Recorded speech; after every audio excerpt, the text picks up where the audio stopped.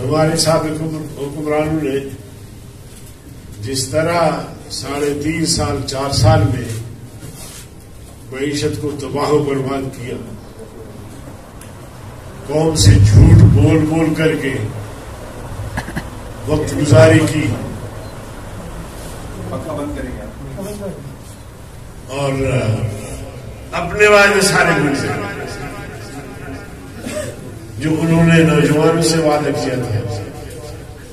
1 کروڑ نوجوانوں کو نوکریاں دی، 50 لاکھ لوگوں کو گھر بنا کے دے گئے، اور ڈالر کو 7 روپے تک لے آئی جائے گی،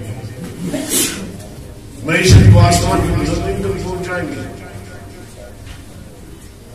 لیکن 3.5-4 سال میں لہو و لعب میں، گالیاں گلوچ میں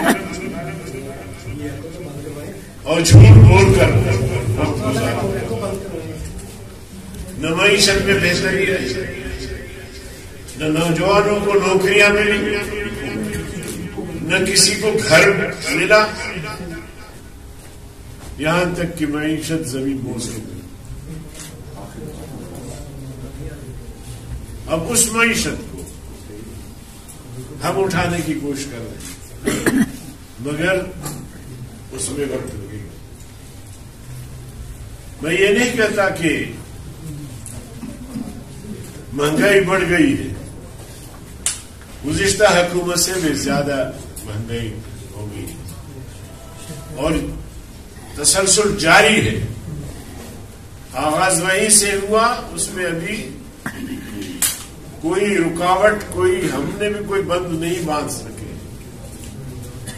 لیکن میں نے جیسے کہا کہ ایک عمارت منہدم ہوئی ہے، زمین بوس ہو گئی ہے، اس کو اٹھانا کار ادارت، اس میں ٹائم لگے گا۔ مہنگائی اگر دیکھا جائے تو پوری دنیا میں ہو گئی ہے، تیل کی قیمتیں پوری دنیا میں بڑھ گئی ہیں، جہاں تیل نکلتا ہے وہ بھی 2-4-10 روپے ہم سے زیادہ لیٹر ملتا ہے۔ مگر ہم نے جو مہنگائی کو محسوس کیا وہ اس لیے کہ پاکستان میں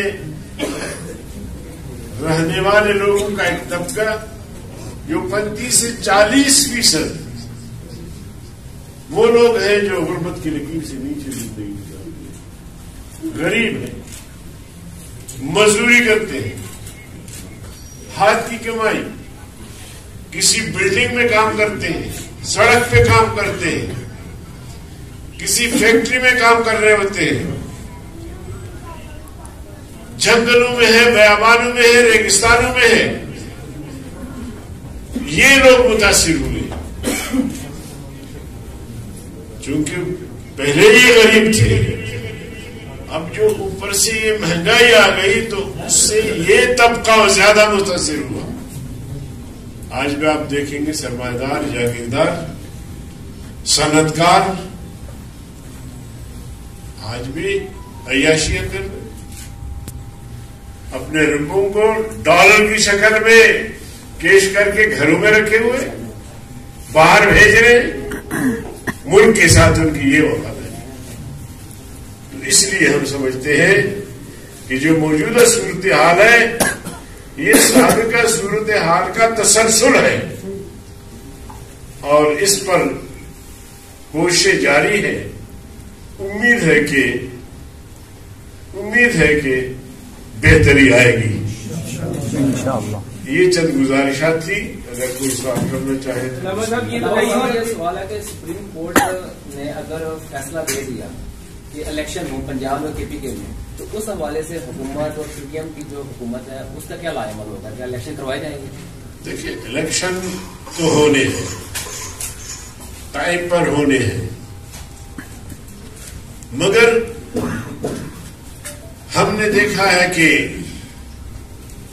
بند کمروں میں بیٹھ کر جو جج صاحبان ہیں ملکی حالات سے، عالمی حالات سے، قوم کے مسائل سے بالکل ایک طرح سے بے خبر اور مستغنی بیٹھے ہوئے ہوتے ہیں، جب چاہیں جس وقت چاہیں جو بھی فیصلہ کر لیں.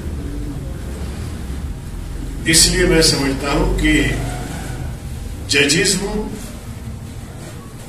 ہمارے دیگر ادارے ہوں، سول بیوروکریسی ہو، اسٹیبلشمنٹ ہو، سیاستدان ہو، ملک ہے تو ہم ہیں. ملک مستحکم ہوگا تو ہم مستحکم ہوں گے. بھیک پر کب تک گزارا کریں گے؟ کب تک یہ ملک چل سکے گا؟ اس لیے حالات کو بہتر بنانے میں عدلیہ کا بھی کردار ہونا چاہیے، بیوروکریسی کا بھی ہونا چاہیے، پوری قوم کا ہونا چاہیے، تاکہ ہم مل کر اپنی اس ریاست کو اس حد تک لے آئے کہ جس طرح ہم ایک ایٹمی مملکت ہے اس کا تاثر ابھرے. نالائق اور نااہل لوگوں کی وجہ سے ملک کی یہ صورتحال بن گئی ہے، معیشت کی یہ صورتحال بن گئی ہے.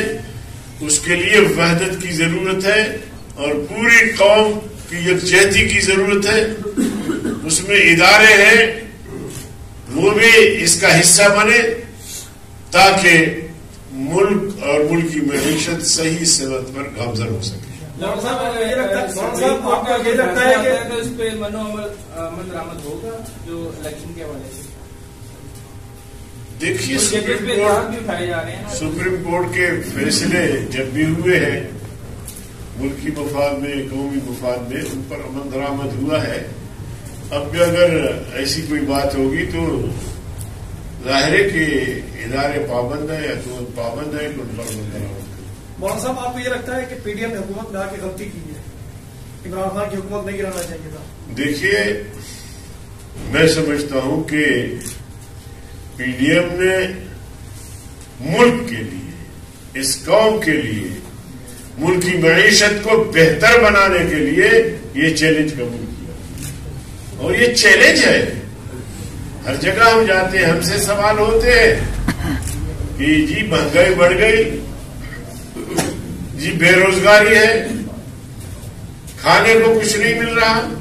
تو یہ ایک بڑا چیلنج تھا.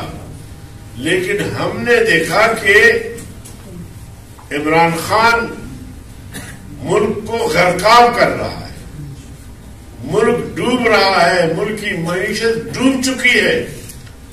اب ایسے میں ہم خاموش تماشا بن کے نہیں دیکھ سکتے تھے.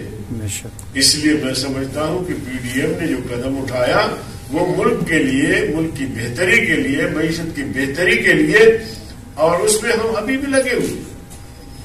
سر یہ بتائیں کہ یہ جو ڈنمارک اور سویڈن میں قرآن کی بے نمٹی کی جا رہی ہے اور سرکاری سطح پہ آشیرواد حاصل ہے وہاں کے لوگوں کو، تو پاکستانی حکومت اس پہ کیا کر رہی ہے؟ لیکن ڈنمارک یا جو مغربی ممالک ہے انہوں نے ماضی میں بھی گستاخیاں کی ہیں اور اب بھی کی ہوں گی اور آئندہ بھی ارادہ رکھتے ہوں. یہ شیطانی قوتیں ہمیشہ اس قسم کی گھٹیا اور بزدلانہ حرکتیں کرتی ہیں، لیکن ان کی ان حرکتوں سے قرآن کے احترام میں کمی نہیں آ سکتی. اور ہم نے ایک احتجاج کے طور پر ماضی میں بھی جلسے کیے، مظاہرے کیے ہیں. اب اگر حکومت میں ہے تو پھر جو حکومت کی ذمہ داریاں ہوتی ہیں وہ پوری کرے گی حکومت اور ان سے جواب طلبی کرے گی.